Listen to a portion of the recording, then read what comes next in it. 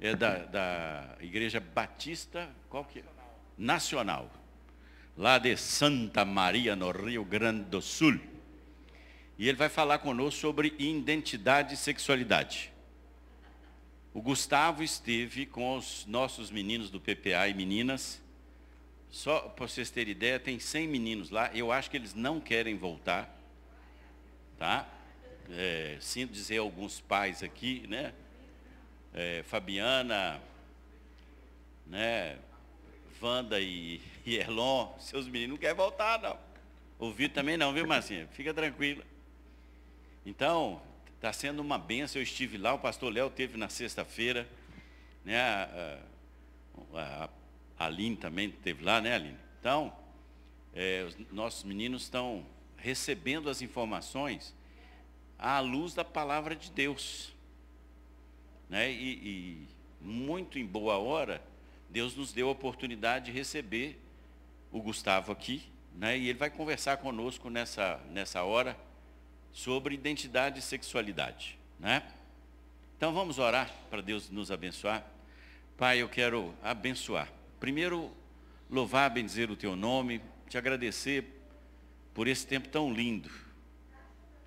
Muito obrigado, Senhor. Obrigado por aquelas pré-adolescentes que estão ali, que o Senhor continue os abençoando. E agora, Pai, abençoa o Gustavo aqui, traz a palavra certa, direto do teu trono, e que nós sejamos ministrados segundo o teu querer. Nós abençoamos o Gustavo e abençoamos as nossas famílias, em nome de Jesus. Amém. Deus te abençoe. Obrigado. Tá. Vocês têm passador ali? Senão eu tenho. Vocês têm? Tá. Pode já projetar ali, mas antes disso, prazer, eu sou Gustavo Zimmermann, né? Tive a felicidade de completar 35 anos aqui, ontem em VH, né? Os pais viram lá eu descendo no toboágua, esquibunda, né? Esquibunda. E na cantada do parabéns, né? Então, assim, fazendo uma breve introdução aqui,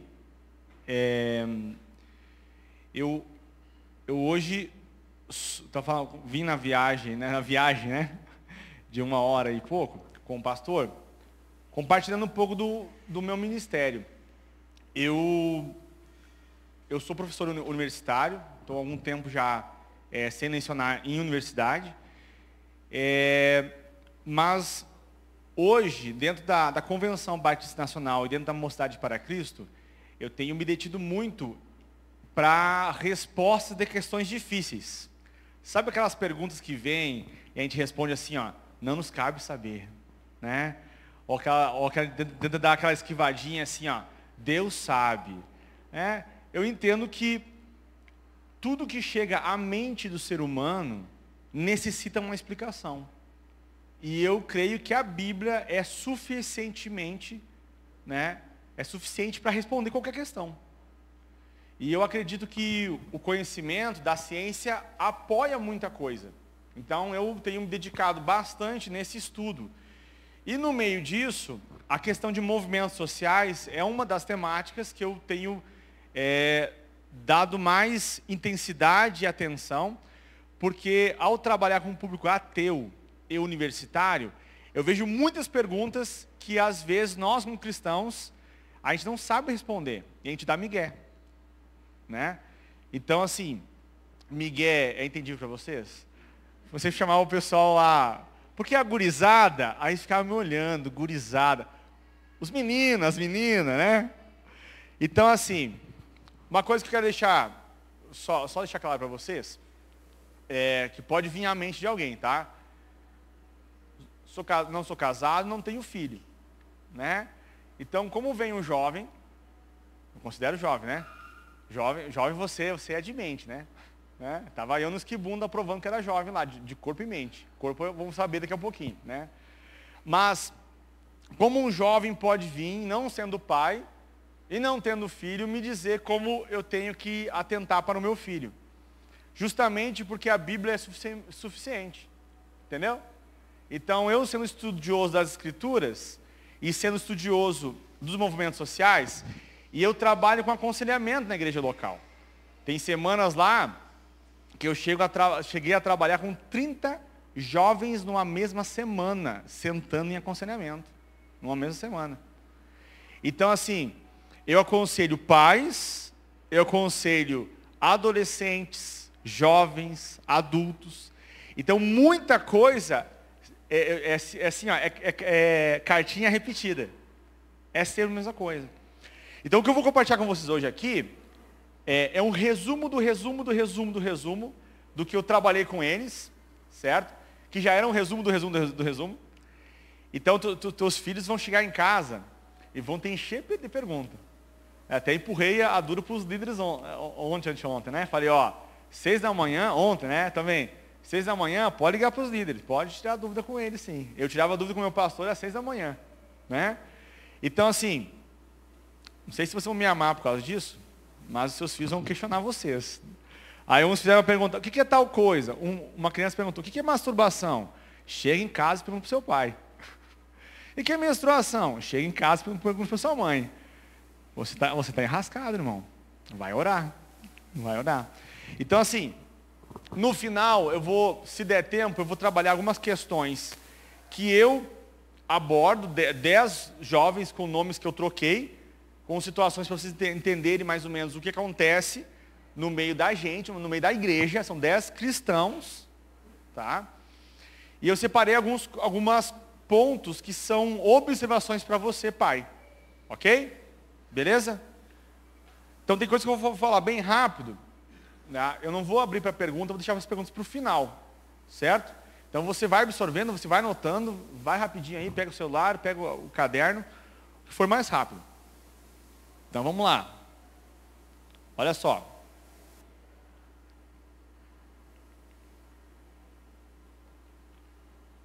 Tá ligado aí? Onde que tá? Lá.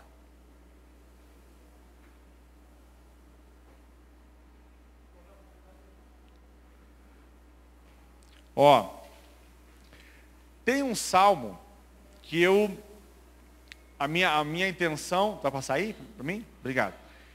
A minha intenção foi fazer decorar esses salmos, né?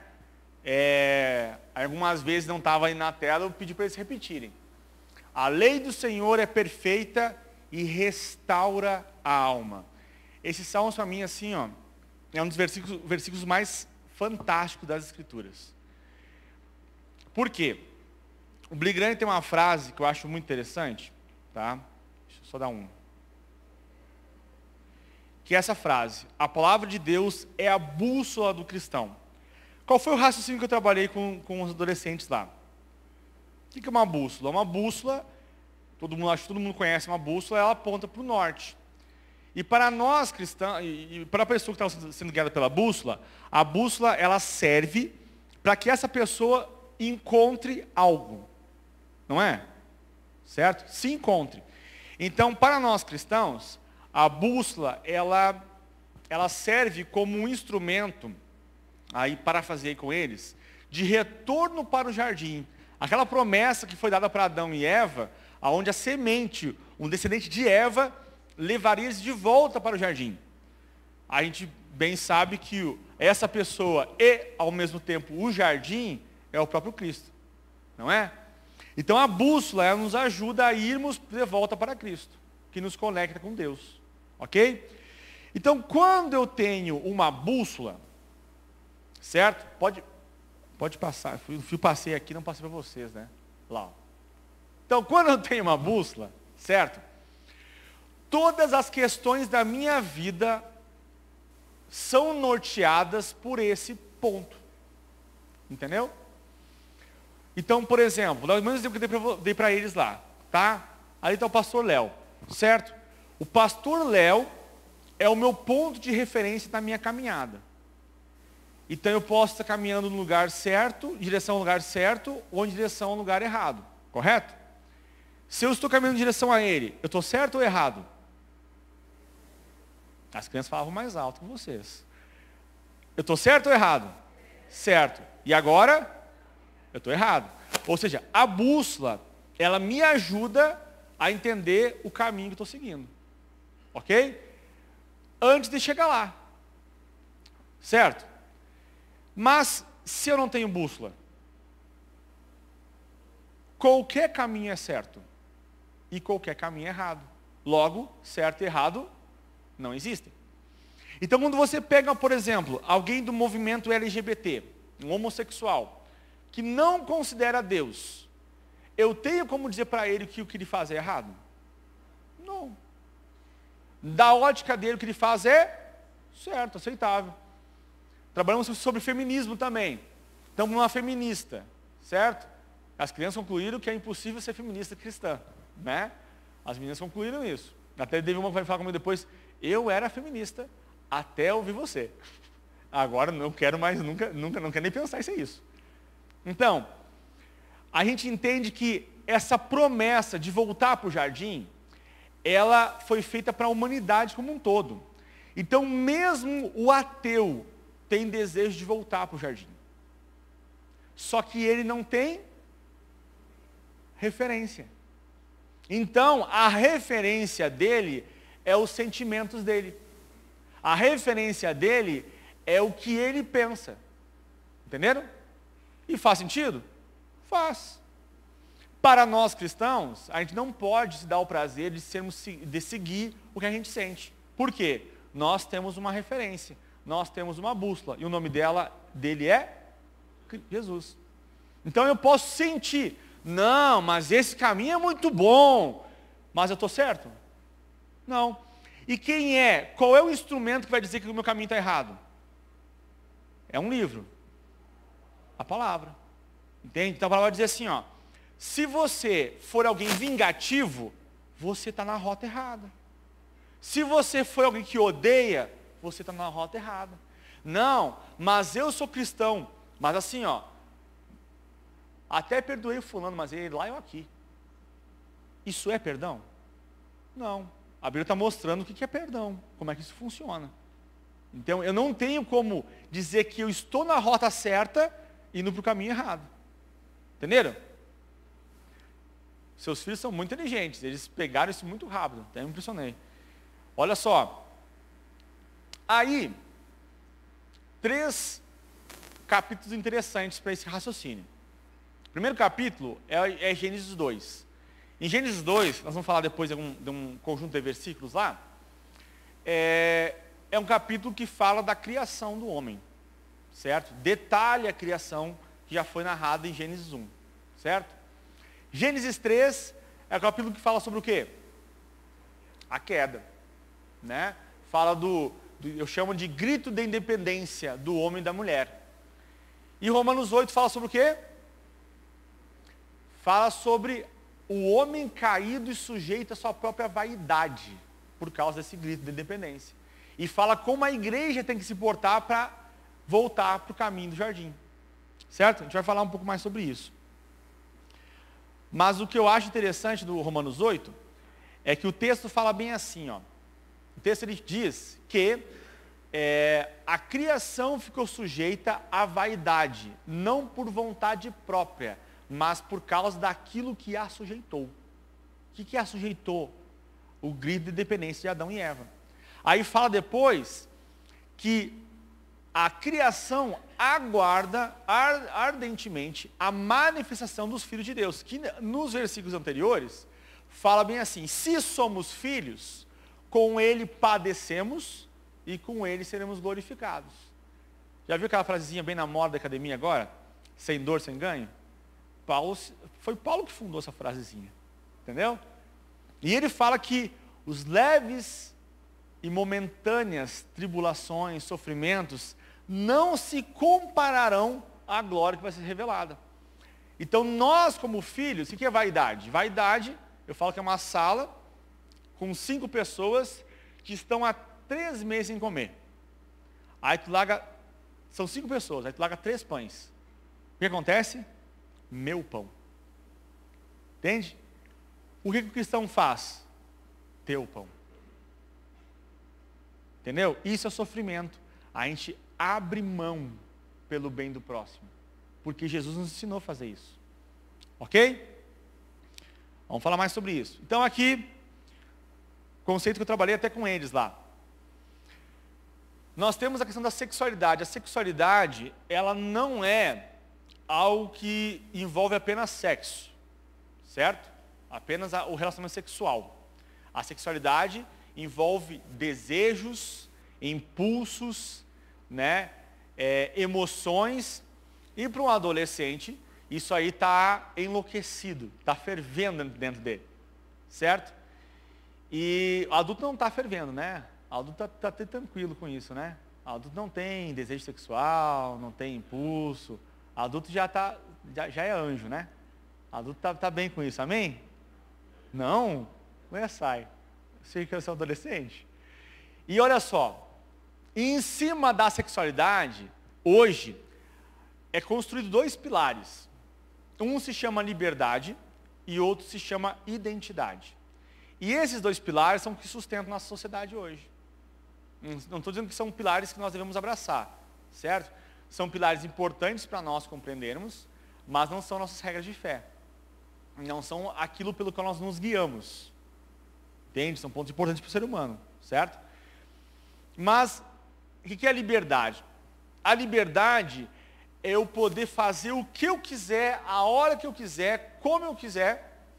Aí temos muitas frases, né? Meu corpo, minhas regras, eu não sou obrigado a nada, certo? Quem já ouviu essa frase? Ok? Tá? Ela não te pertence, ok? Aí, identidade é o quê? É aquela frase, aquela questão assim, ó. Como você sente que você é o quê? O que você sente é o que você é.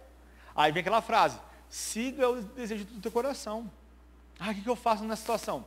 Segue o teu coração. Segue o que você sente. Esse é o conceito que a sociedade prega de identidade. E nisso, nós percebemos que a liberdade, primeiramente, ela é inviável. Por quê? Aquela frase também que você deve ter ouvido, né? Não há liberdade sem limites. No momento, por exemplo, a gente fez uma dinâmica lá que eles escreveram uma cartinha, e alguns de nós respondemos essas cartinhas para eles, né? Onde eles colocavam algumas dores deles nessas cartinhas. E ontem à noite eu tenho uma menina, que ela falou bem assim para mim, eu não ia escrever a cartinha, mas eu, com muita vergonha, escrevi a cartinha, e botei para ti. Aí eu perguntei para ela assim, bom, e se tu não tivesse escrito a cartinha? Tu não teria vindo conversar comigo e não estaria melhor. Ou seja, toda vez que eu tomo uma decisão, eu perco alguma coisa. E eu ganho outra coisa. Por exemplo, o exemplo que eu dei para eles lá. Se você quer ser um avô, uma avó, que quer brincar com seus netos, tu vai ter que abrir mão de algumas coisas. Quem sabe da Coca-Cola, quem sabe do miojo, né? Tu vai ter que cuidar mais da tua saúde. Ou seja, tu vai abrir mão de várias coisas que você gosta para você se sentir melhor. E para você viver mais. Já se você não tem essa preocupação, você vai viver a vida doidado. Estou certo? Então a liberdade sempre envolve perca. Segundo ponto, então ela é inviável. Ela é desrespeitosa. Porque a liberdade, ela, por exemplo, tem um caso lá, de uma menina, que ela tinha, eu nunca lembro a idade dela, mas eu sei que ela era menor de 14, por aí. E tinha um rapaz lá com 17 anos, acho que ele era. E ele chegou para ela e falou bem, ele baixou as calças dela, baixou as dele. Tô falando com adulto, né? Tá tranquilo isso aí, né? Alguém está escandalizado já comigo? Não? Tá, então pode ficar em algum momento, tá? Mas tudo bem, depois os pastores aqui resolvem vocês, oram com vocês, né? Aí ele falou bem assim, ó. Eu quero transar com você. E ela, por quê? Porque eu quero. E foi. Entendeu? Penetrou nela.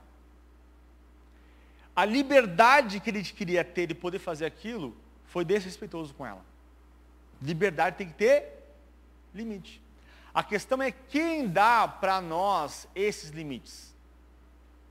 Quem dá para nós esses limites quem é quem? Jesus. Se eu estou... Justamente que o pecado, o conceito de pecado, no original, acho que você já sabe isso, né? significa o quê? Errar o alvo. Entendeu? Eu vou passar aqui rapidinho. E a identidade, ela também ela é incoerente. Por quê? Ela é ilusória e frustrante. Por que ela é esses elementos? Porque eu acho que eu sou alguma coisa. Eu sinto que eu sou algo, eu experimento, eu percebo que eu não era isso. Mas aquele experimentar já me deixou marcas. Entenderam? E aí quando a gente fala de liberdade, a gente fala sobre liberdade negativa e liberdade positiva. A liberdade negativa ela envolve o liberto de quê? Então eu moro numa cidade que é universitária, né? A UFSM lá, ela é uma cidade, em alguns anos chega a atingir 29 mil alunos. Eu sou alguém que recebo contato direto de pais de vários lugares do país, às vezes da MPC, que, meu filho está indo para aí, cuida do meu filho. E o que acontece? Às vezes o jovem vai para lá, aí ele pode dormir a hora que ele quer, acordar a hora que ele quer, às vezes está na festa, ele sai da festa. Não, pai, eu estou dormindo já. Entendeu? Porque eles contam para a gente. E eles querem ser libertos de quê? Eles querem ser libertos do pai e da mãe. Entendeu?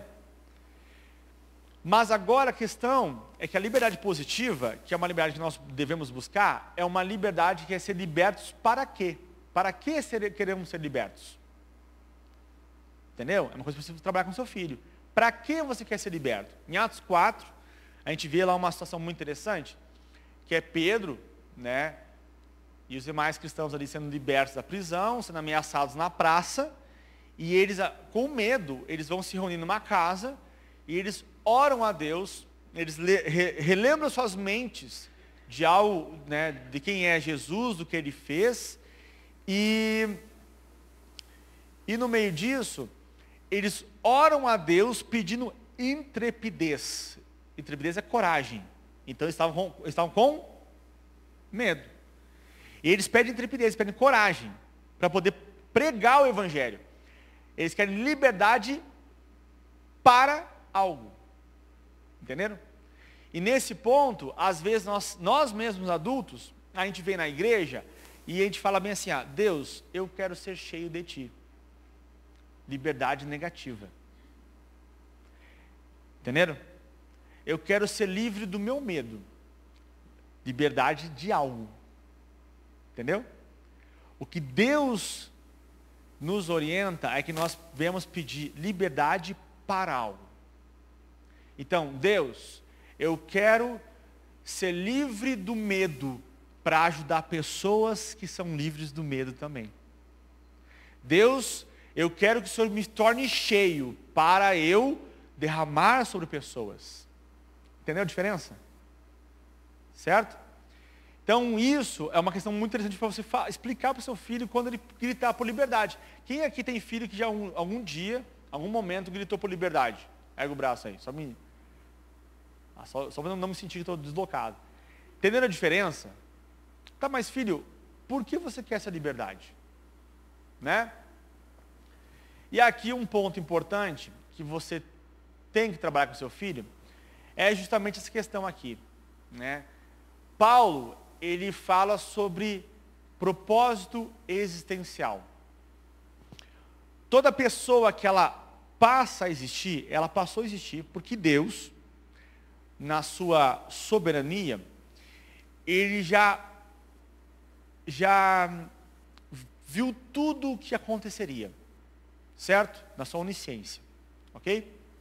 Então, antes da fundação do mundo, ele já montou todo o esquema, não é? Paulo fala até, em Atos, nunca lembro se é 14 ou 17, ele fala que Deus determinou os tempos e os lugares que cada pessoa deveria habitar. Então, Deus calculou que lá no ano de 1990, 1970, alguém nasceria porque surgiria uma pandemia e ele precisaria que você fizesse algumas coisas. Então, o primeiro chamado que você tem é um chamado à existência.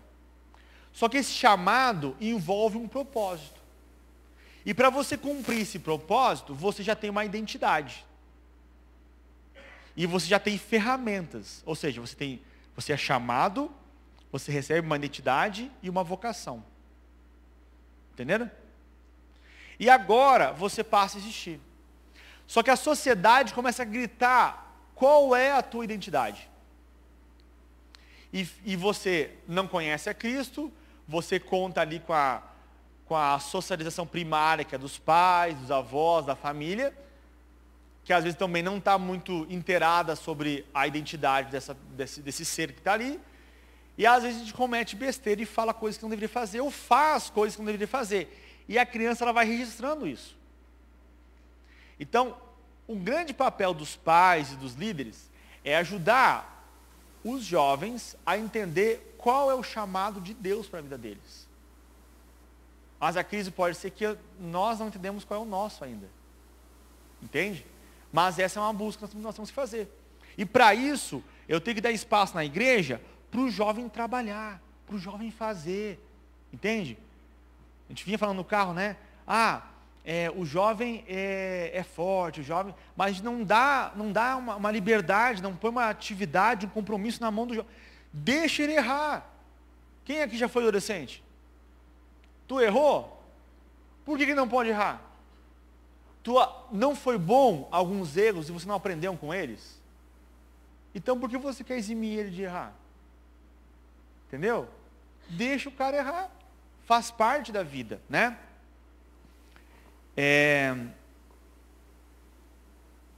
E olha só, feminismo, vamos lá. Feminismo, ele tem alguns pontos que eu compartilhei com eles, tá? O primeiro grande ponto é o pré-feminismo, que ele surgiu mais ou menos ali no meados do século XIX, certo? Da metade para o fim do século XIX. O feminismo, olha só, mulheres querendo voltar para o jardim. Certo? Entendemos isso já? Ok. A intenção delas é boa? É. Elas têm um mapa? Não. Certo? Aí, começa aqui com a Flora Tristan, acho que a mais conhecida dessa época, as primeiras lutas em relação a buscas a 3 coisas, tá? Direito de votar. É errado a mulher votar? Direito de ganhar o mesmo salário do homem, é errado isso? Direito de estudar, é errado isso? Não é errado. Então você percebe que o ponto de partida delas é muito bom. É muito bom. Então beleza, temos que ir para lá. Aí elas começam, sim, não, e por que acontece isso, então em outro lugar. Não, está por aqui. E começam a avançar, mas não enxergando mais a referência, elas começam a avançar com o que tem dentro delas. Elas começam a avançar a partir da dor delas. Pergunto, conhecendo a Cristo, a gente deve se movimentar pelas nossas dores? O coração do homem é? A feminista não sabe. Ela acha que ele está certo. Aí nós iniciamos aí a primeira onda. Onde nós temos a Marie Wollstonecraft e a Olympe, que é o momento da Revolução Francesa. Aí elas vão lutar, vão fazer parte da Revolução Francesa, da luta, elas vão escrever, elas vão para a guerra. Acaba a Revolução Francesa e se publica lá, direito dos cidadãos e dos homens.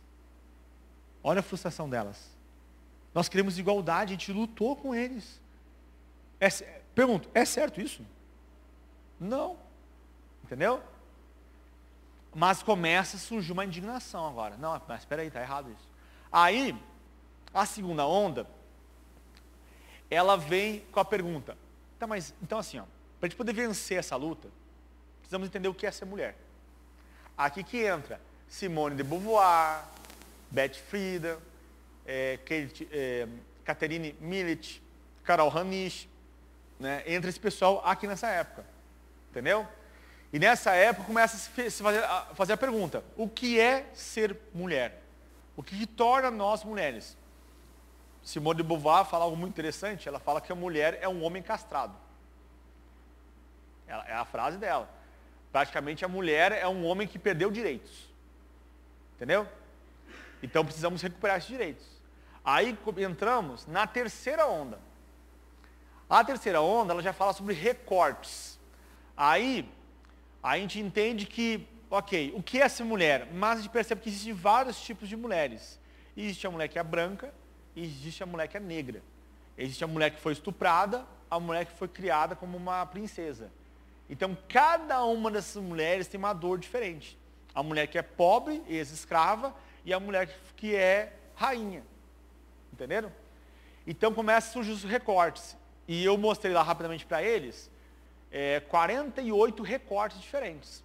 Feminismo marxista, feminismo liberal, socialista, feminismo cristão, budista, hinduísta.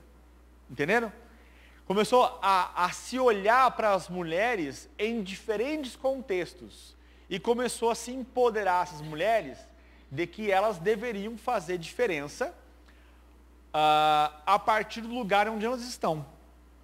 Essa frase, fazer diferença a partir do lugar onde elas estão, não está errada. Está errada? Não está errada.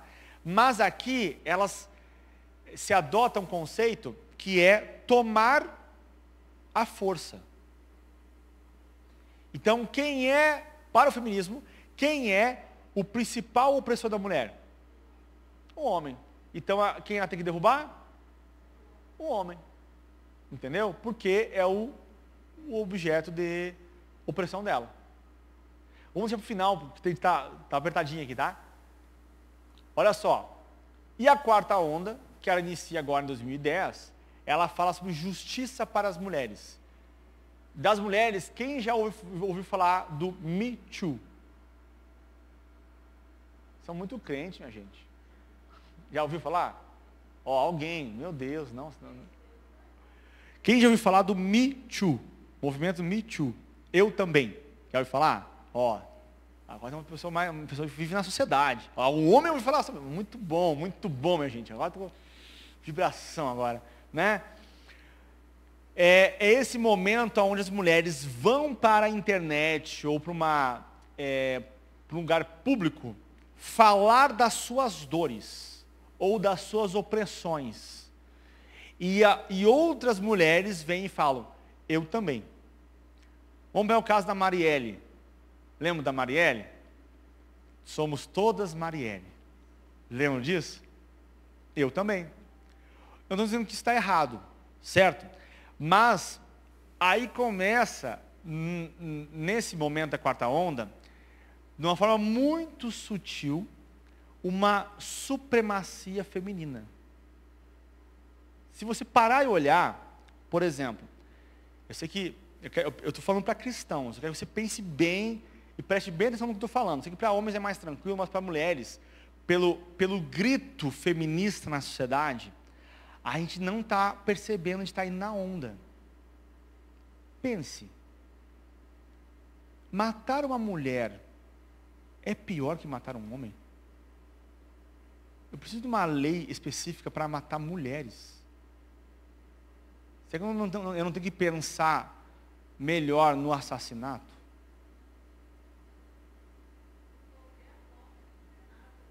Qualquer morte é condenável. Mas daí, e eu sei que algumas de vocês, quem sabe agora, né, porque eu falei do feminicídio. Porque o conceito do feminicídio é matar uma mulher por ela ser mulher. Só que hoje, a morte de uma mulher sempre é feminicídio, mas o conceito não é isso. Entendeu? E nem estou defendendo matar uma mulher. Não é isso que estou fazendo, tá? Sei que para mulheres precisaria de um tempo só para isso. Mas estou fazendo um convite para você pensar sobre isso. E também não estou dizendo que não exista machismo. E ele existe. E ele é tão condenável quanto o feminismo. Certo? E existe na igreja. Entendeu? Existe. Certo? Não sejamos cegos. Então, a justiça para as mulheres, ela vem na quarta onda. E aqui tem uma listinha, bem tranquila. Primeiro de 34 tipos de feminismos, depois de alguns feminismos já religiosos. Depois eu compartilhei esses slides já com o pastor Mano, você pode pedir para ele depois, tá? E aí vem frases que são bem tranquilas, né? Não vamos conseguir destruir a desigualdade entre os homens e as mulheres, enquanto não destruirmos o casamento. Porque o casamento para o movimento feminista é a institucionalização do estupro. A institucionalização da vida carcerária da mulher. E quem é a instituição que defende o casamento? Quem é? A igreja. Então a igreja tem que acabar com a igreja. Então como a gente acaba com a igreja? Botando feminista na igreja para mudar a igreja. Entendeu? Fundando igrejas LGBTs. Então a gente vai mudar a ideia. Simples. É um bom plano? É um bom plano. A gente que é bobo demais, né? A Bíblia já falava, né? Que os filhos das trevas são mais rápidos que a gente, né? Olha só. Feminista, há muito tempo, criticaram o casamento como um lugar de opressão, perigoso e escravidão para as mulheres. Casamento é a institucionalização do estupro. Essas aqui são as renomadas, vivas, do feminismo. Né? Né, acho que foi nessa ou numa outra, uma guria assim, ó, feminismo não é de Deus. Não é mesmo. Olha só. Deus irá mudar, nós mulheres iremos mudar tanto o mundo que ele não terá mais espaço. Entendeu? Aí eu fiz uma pergunta para os seus filhos lá. Eu consigo ser cristão acreditando em partes da Bíblia? Consigo? Eu consigo ser feminista acreditando em partes do feminismo? Não. Se eu digo que sou feminista, eu creio no feminismo. Ou pelo menos em alguma daquelas linhas lá. Certo? Se Deus é macho, então o macho é Deus. O patriarca divino castra as mulheres enquanto ele for autorizado a viver na imaginação humana. E aqui, essa aqui é a frase que eu acho que os maridos têm que tirar uma foto. Entendeu? Sempre falo para os maridos, essa é a dica da noite, maridos. Olha aqui. A mulher foi feita de uma costela tirada do lado de Adão, não de sua cabeça para governar sobre ele, nem de seu pé para ser pisada por ele, mas de seu lado para ser igual a ele, debaixo de seu braço para ser protegida e perto do seu coração para ser amada. Olha aí, ó. Maridões, tira foto, marido, tira foto, usa de forma estratégica isso, né? Você será abençoado. E aqui a Norma Braga, ela traz algo bem interessante, porque a gente fica, até ouvir a Norma Braga, que é uma teóloga cristã, muito boa, a gente ficava muito naquela questão, mas Eva pecou, Eva foi a culpada, né? Mas a Norma Braga traz uma questão muito interessante, que é, aonde estava Adão quando Eva pecou? Quando Eva pegou da maçã?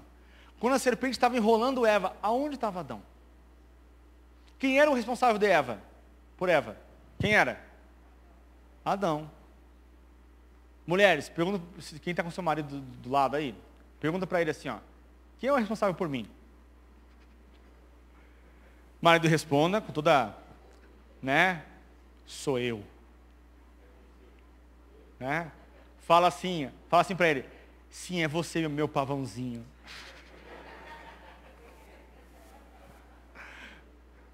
Olha aí, ó, estou ajudando vocês, né? Então aqui, na queda, nós temos aqui algumas situações. As maldições que elas vêm na queda, elas vêm justamente por algumas questões. Elas vêm aqui por uma questão de que a mulher, ela avança aonde ela não deveria avançar, e o homem, ele senta enquanto deveria estar ativo. E a maldição que surge aí é, você mulher tentará dominar o seu marido, mas ele te dominará sem nenhum esforço. E justamente a guerra do sexo é isso. É a mulher tentando avançar e o homem sentado. É a mulher crescendo e o homem bananão.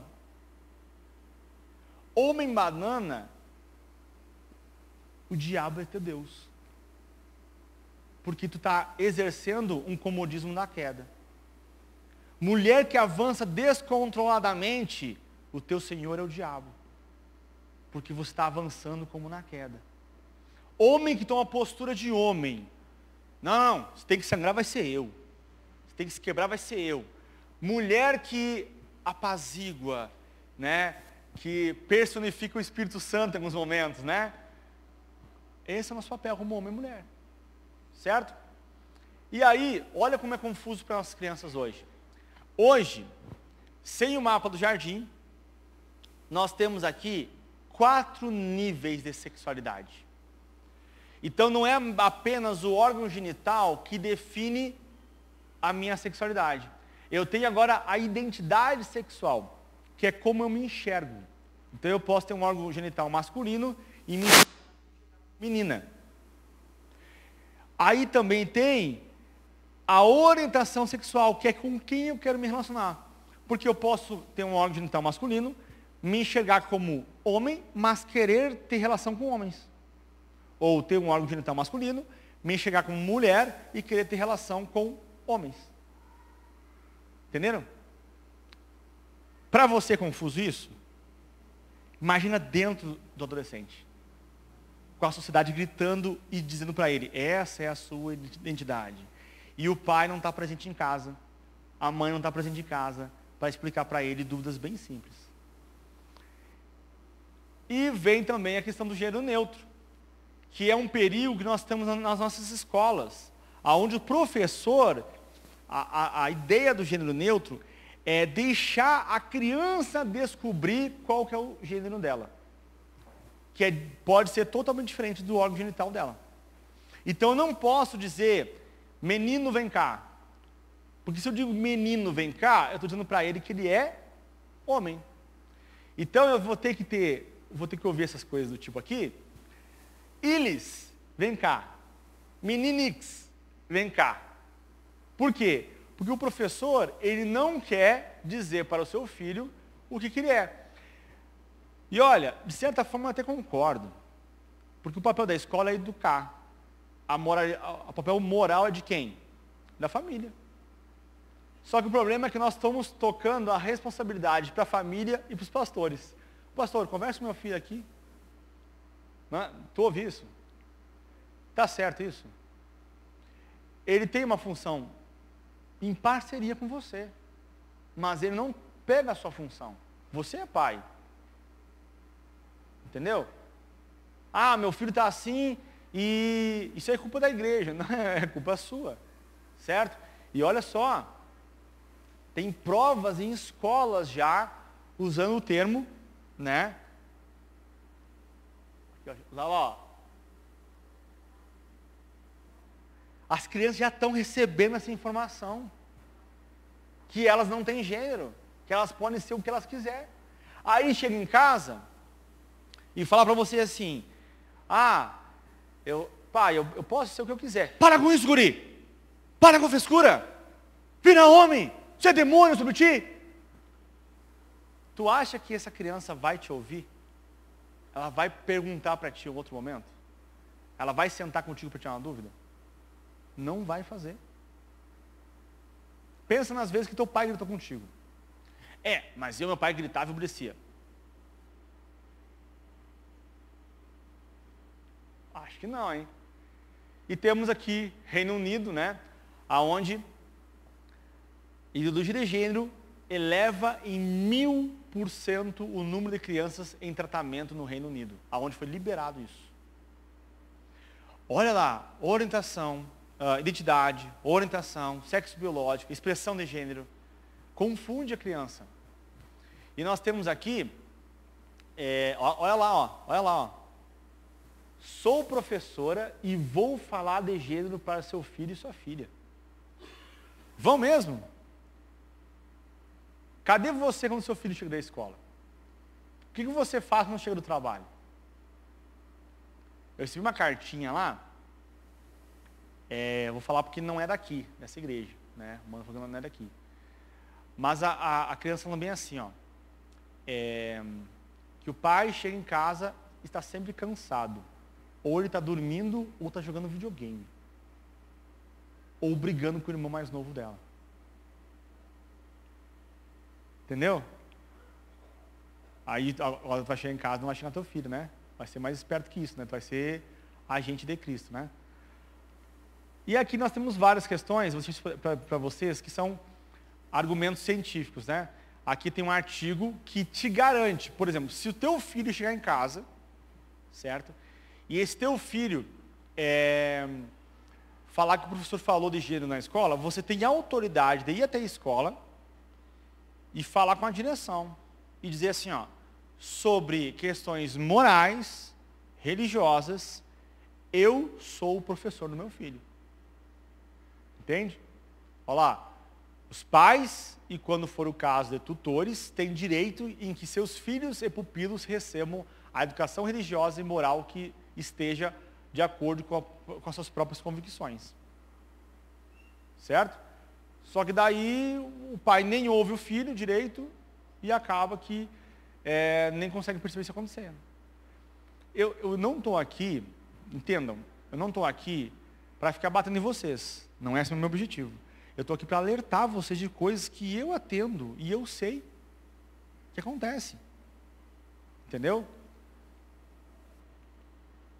98% de meninos e 88% de meninas confusos com o próprio gênero aceitam seu sexo biológico depois de passarem naturalmente a puberdade.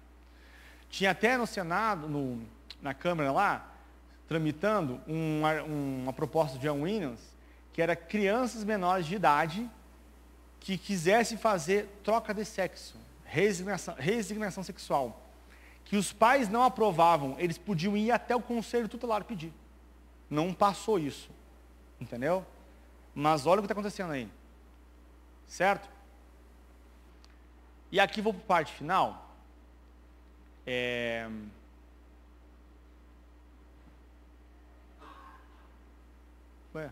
Estou voltando, será? Que é algumas coisas que eu quero falar rapidamente com vocês aqui, em 9 minutinhos, tá? Pontos que eu acho que é importante. Primeiro ponto. Estranho. Vai para o slide lá, que tem 2 colunas de conteúdo. Por favor.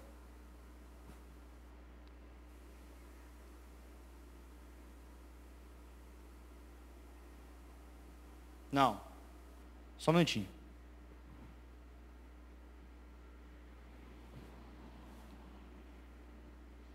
Pode descer. Lá embaixo. Tudo aí. No final. Não. Esse aqui. Aí. Pode abrir ele. Clica no último slide e dá Shift F5.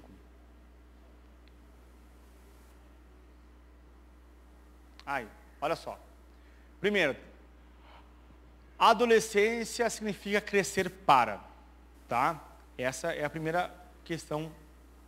Então, assim, ó, é um período que ele não é muito tranquilo. Esse é um período que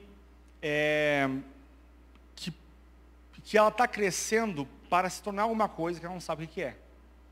Ela está confusa, certo? Outro ponto. Ela é uma crise para os pais, porque até então era o bebê da mamãe, né? A guriazinha do papai, a menininha do papai, não é?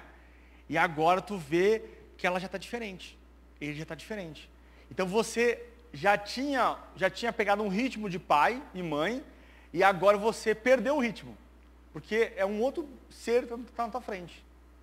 Então é uma crise para você também, entenda isso, certo? E não tem problema nisso. É uma fase que você está passando na maturidade e ela também. A criança também. Outro ponto.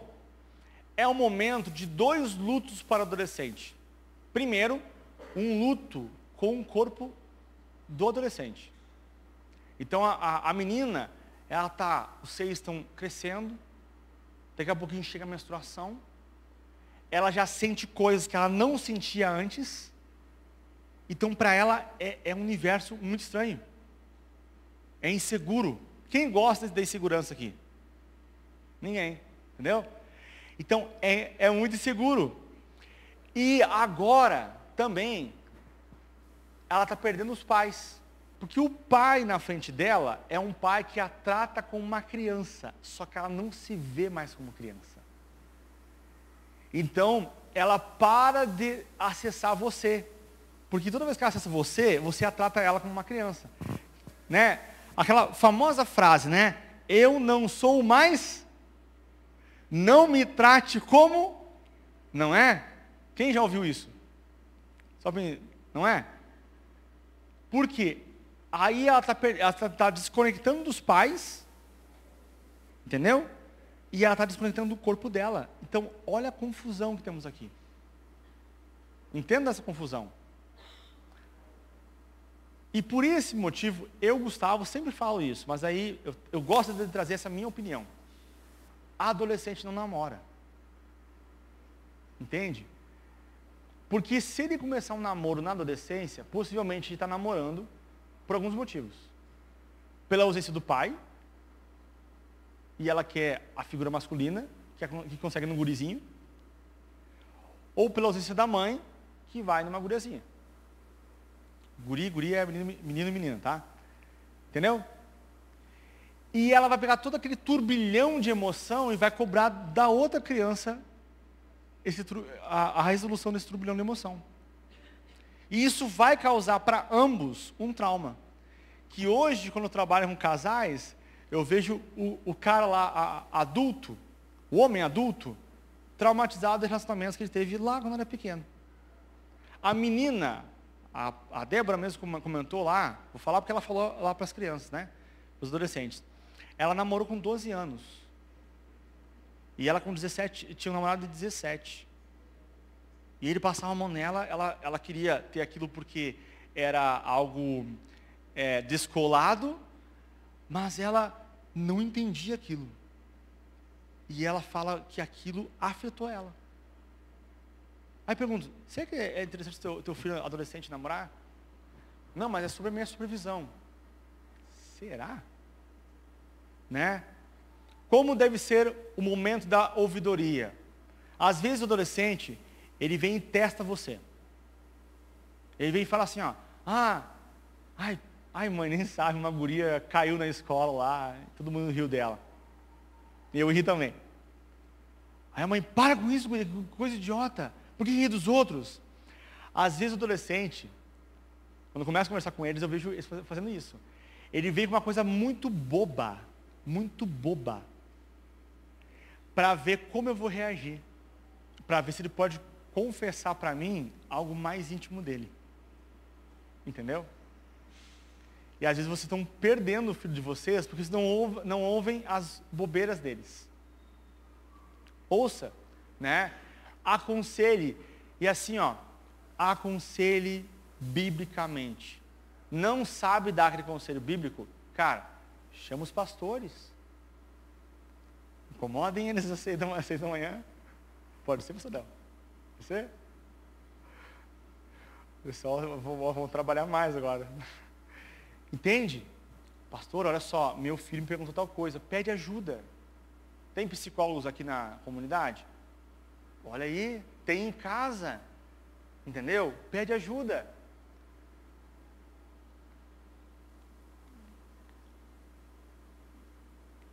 Olha só, apegos. Menino, especialmente, ele tem uma fase lá dos 5, 6, 7 anos lá, que ele é muito apegado à mãe. A partir dos 8 anos, mais ou menos, lá por volta dos 8 anos, ele começa a se entender como menino e começa a perceber que é igual ao papai. Então ele começa a se apegar ao pai para ter ele como referência. Quando entra na adolescência, ele não quer nem pai nem mãe. Não, mãe, para, não me beije na frente dos meus colegas. Não, pai, me deixa lá na esquina que eu vou a pé. Entendeu? Aí, ele desconecta. Só que ele ainda quer afeto. Ele quer um abraço ainda. Só que daí o pai, por causar esse distanciamento, que é dor para você também, só que assim, ó, você e adolescente têm dores durante a adolescência. Certo? Só que você é adulto. Você tem condição de gerir melhor isso. E daí, acontece o quê? O filho, né? O pai, ele começa a querer botar ordem na casa. Quem manda aqui sou eu. Tu me obedeça. Aquelas frases de pai, né? Eu comecei a perguntar para eles, eles sabiam certinho as frases de pai, assim, mãe, né? Enquanto morar debaixo do meu teto, vou contar até 3, quando seu pai chegar você vai ver, né? Todas essas coisas a gente usa assim para tentar. Eu só vou dizer para você que nada disso funciona. Com você funcionava? Não é? Não funcionava. Eu apanhava pra caramba e não funcionava. Né? Olha só. Outra coisa muito importante. Para você, adulto, o futuro é futuro. Entendeu? Futuro você senta, planeja. Para o adolescente, eu gosto de dizer que o futuro é o presente estendido. É a menina que vai ficar no quarto e fica horas penteando o cabelo. Ela só tem isso para fazer na vida. Aí entra o pai, com a mente de gente adulta, que não cabe naquela cabeça, e fala, tu não tem nada para fazer na vida? Ela vai reagir, não porque ela entende que tem algo melhor para fazer na vida, ela vai reagir porque tu brigou com ela. Mas isso vai afetando a comunicação e o canal de abertura para ela falar com você. Entendeu? Você explica para ela, né? Ou, masturbação. Não, Gustavo, não, vou até levantar isso aí porque o meu filho está salvo quanto a isso, está tranquilo. Será? Já olhou as cobertas? Já viu quanto tempo ele demora no banheiro? E daí tem pai, teve uma mãe enlouquecida, que soube que o filho estava se masturbando no banheiro com uma revista, né? Olha, só uma revista, pelo celular, né? E a mãe começou a dar soco e tal. Sai do banheiro agora! Eu sei o que está fazendo! Tu acha que esse filho vai se conectar à mãe? Para falar ou compartilhar alguma coisa? Tu acha que o seu filho, ou a sua filha, quando quiser beijar um menino, ela vai compartilhar com você? Não vai. Ela vai tacar um beijão no guri e não vai falar para você. Não vai falar para você. Essa fase da adolescência é a fase que nós chamamos de fase da parceria. E, cara, eu louvo a Deus pelo que eu vi lá no acampamento do Mano e da Débora. Cara, parceiros. Eu vi 2 líderes, eles no caso, puxando a orelha dos guris e das gurias, mas puxando, cara. Teve uma hora que 2 brigaram lá, o Mano, faz a mala e vai embora. E os caras, e daí o Mano chegou no quarto e não estava chorando porque tinha que ir embora. Conversaram com o Mano, publicamente ali, pedindo perdão. Cara, então ao redor do Mano e da Débora toda hora. Mas na hora da brincadeira com a tinta, aonde que o Mano e a Débora estavam? Lá na tinta. Na hora da brincadeira do esquibunda, aonde que estava o Mano e a Débora? No esquibunda. Entenderam? Nós, na MPC Brasil, a gente tem, na temporada, tá? Mais 5 minutinhos, tá bom? Mais 5 minutinhos, pode ser? Não? Tá. Então, enfim. 3 minutinhos. Nessa temporada lá, nós tivemos uma temporada que era para famílias.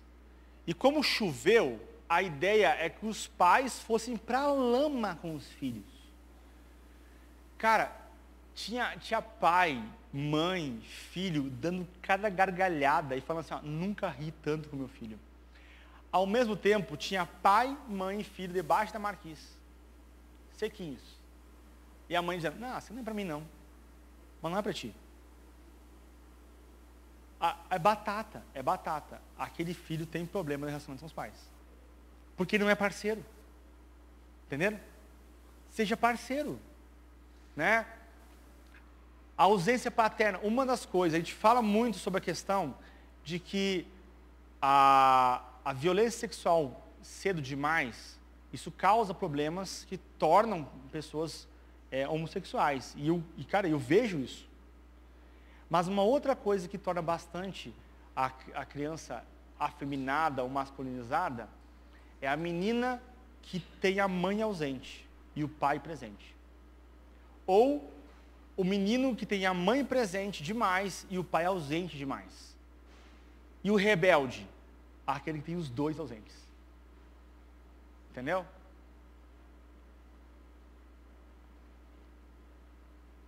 Para fechar, né? Você tem que entender que a sua fé não é a fé do seu filho.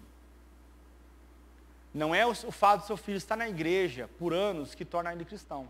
Isso pode ser uma cultura apenas. Então você precisa deixar que ele desenvolva a salvação dele. Né? Pediram para babá lá, mamãe pediu, manda uma foto da minha filha, porque eu estou preocupada porque ela nunca posou fora de casa. Aí foi muito legal que a babá tirou a foto da criança ajoelhada no chão. Está aqui teu filho. Tendo um encontro com o Criador. Não por intermédio de você, mas direto com Ele. Certo? E para fechar de fato, né?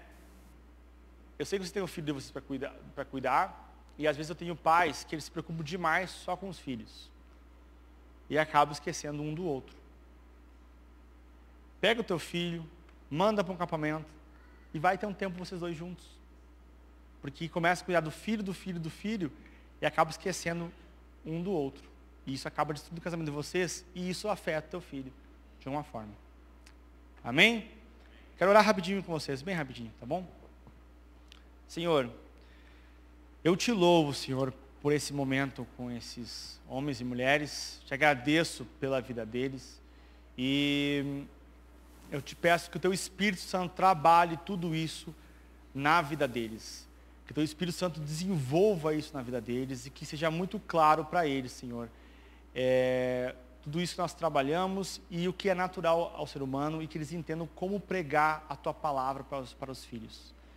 Te agradeço por essa igreja e te louvo em nome de Jesus. Amém.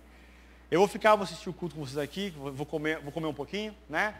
Aí, se não tiver uma dúvida, quiser conversar, no final do culto pode me procurar. Amém?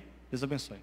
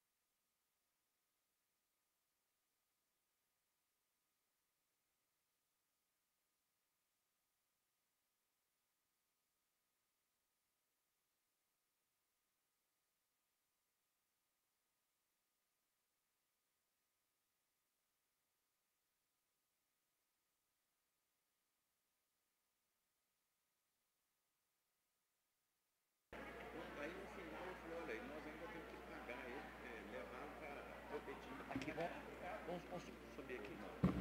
Só subir. Sim, porque a pastelaria vai estar aqui também. Quem vai fazer? Você ou ele? Tá bom, Débora. Não, pode ser. Aqui o Henrique. Quem vai fazer?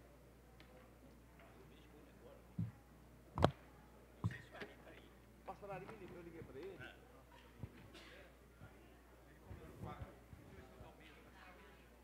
Não, esse aqui